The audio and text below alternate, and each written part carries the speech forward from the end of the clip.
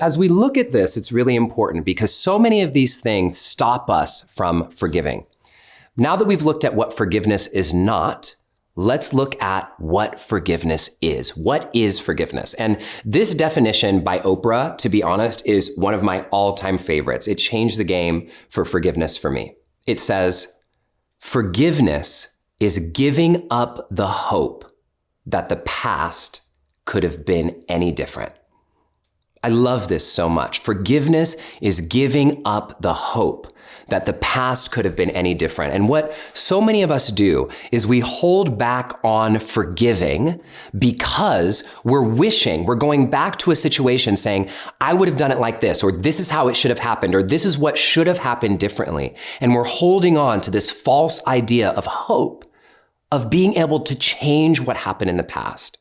But just like we've been doing with this infinity, the only moment the healing can happen is right now in the present.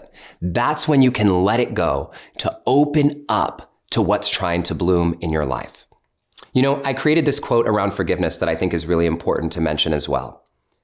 Most people think that forgiveness means saying that the wrong that was done to you is okay, condoning it. But that's not the case at all.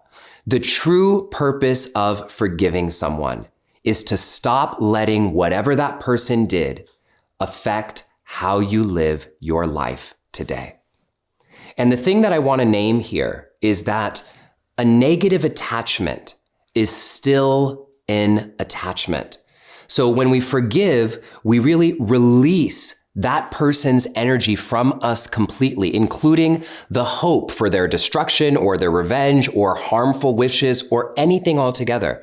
Forgiveness is letting go, is plucking off those flowers, regardless of what you hoped they would be, what you romanticized about what it would be, or how harmful or poisonous they are. It's plucking them off, letting go of the attachment completely so that you can have all of your energy back for what's trying to bloom in you. And I know there's so much trying to bloom through all of us right now. So let's get into the process now and learn how we can step into forgiveness a little bit more fully.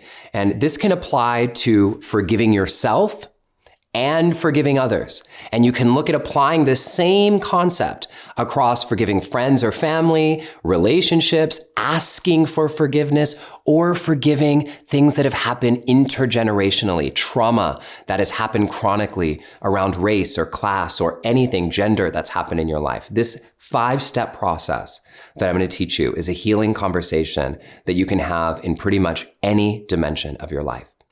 So step 1 is about being heard. That's step 1 of the process.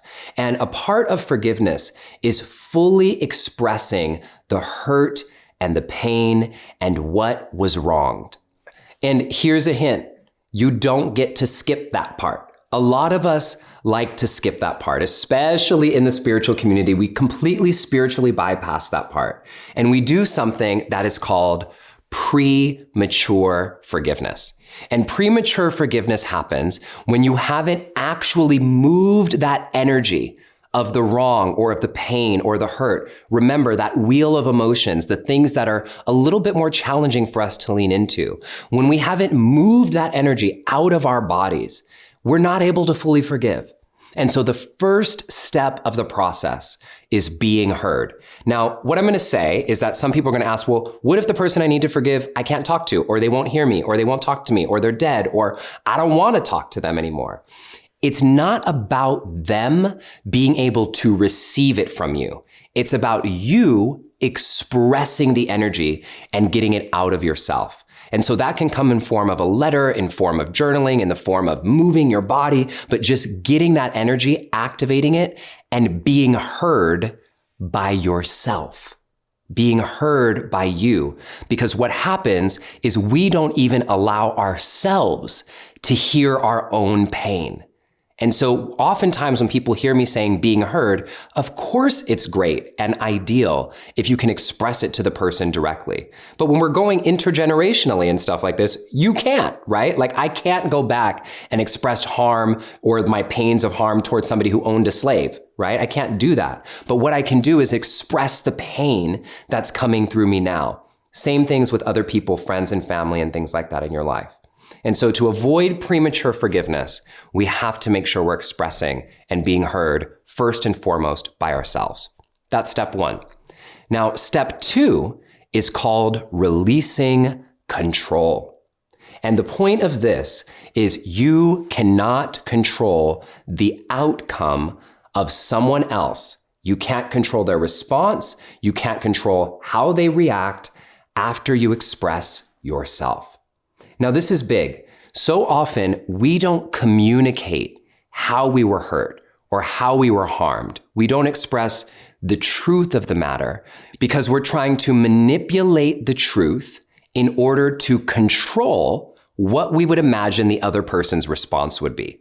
And we're going to dig into this a little bit more when we talk about boundaries.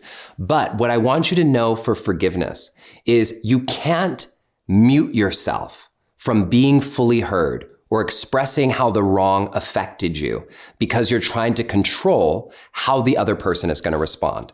They may not respond well. They may not hear you. They may not even agree with you.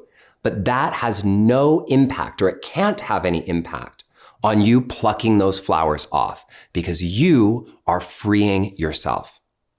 All right, let's go into the third step, which is accountability. Now, this is a big one. This is what everyone wants. They want to say, I'm expressing how the wrong was done to me. You've heard me. And now you person who've wronged me, you're taking accountability for your actions. That ain't always going to happen, right? It's not always going to happen, but it's a beautiful part of the process that we get to hold. And I want to read this quote to you by Mark Nepo. It says, accountability and forgiveness form a paradox. On the one side, accountability is always true. You know, people are accountable for what they do to each other. And we do hurt each other. And sometimes we don't own that. And then it hurts even further. And so what you have to understand is accountability is something that we often want to see with our own eyes, right? We want to see this person held accountable. But what we have to know, and this takes trust, this is where the trust piece comes in, is about you knowing that people are always accountable for their actions. And sometimes it shows up in ways that you will never know and you will never expect. Many spiritual traditions will say that it's not your job to persecute someone or to make sure that they're held accountable. When we have the opportunity to do that in certain cases, yes, it's appropriate. But in some cases, we hold ourselves back from forgiveness because we want to make sure that we can see that that person is holding themselves accountable.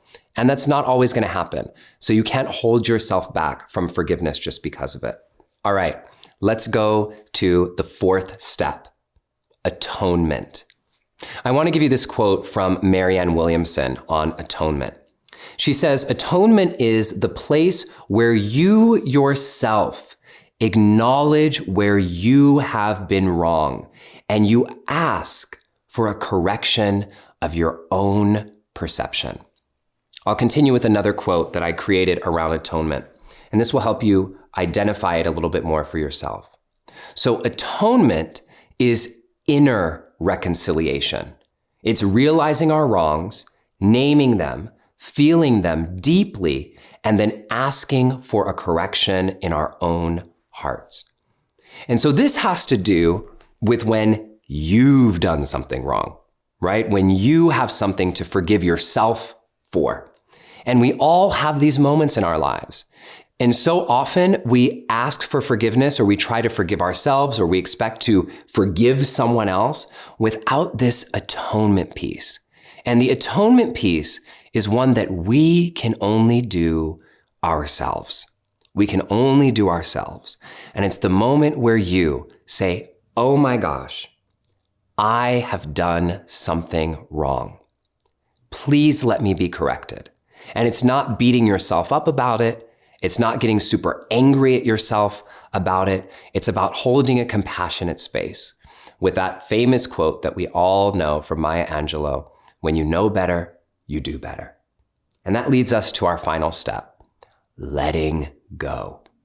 Letting go into the great mystery of what happens when we release that energy, when we pluck those flowers off of that garden of our lives and make space for the new growth that is trying to bloom.